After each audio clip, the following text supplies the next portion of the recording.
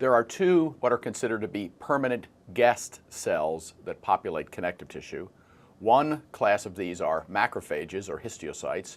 These are phagocytic cells derived from bone marrow monocytes, which can leave the bloodstream, enter tissues, and remain there for long periods of time. Generally, these are the phagocytes. They are motile cells that can move in and out of the connective tissue and around it. They can process and present antigen to cells of the immune system, either locally or by traveling to locations of immune cell accumulation. And in many ways, they're not easy to distinguish from fibroblasts in typical histologic preparations.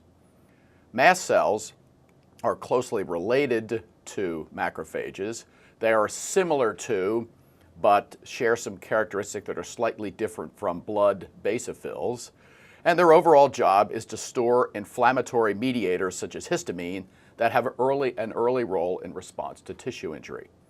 Morphologically, these cells contain large membrane-bound granules that contain their inflammatory mediators. Next picture illustrates a classic view of loose connective tissue. Loose connective tissue is characterized by an irregular array of its fibrillar protein matrix. In this case, loose connective tissue picture on the screen shows an irregular array of collagen fibers, and the arrows basically are pointing to the smaller diameter elastic fibers. And mast cells basically are illustrated because of their granular makeup in their cytoplasm at the arrowheads. But note that this connective tissue would certainly also contain macrophages, fibroblasts, fibrocytes, and maybe even myofibroblasts. Next picture is just a specialized view of an alveolar macrophage, just to make the point that they are widely distributed not only in connective tissues but in other places in the body.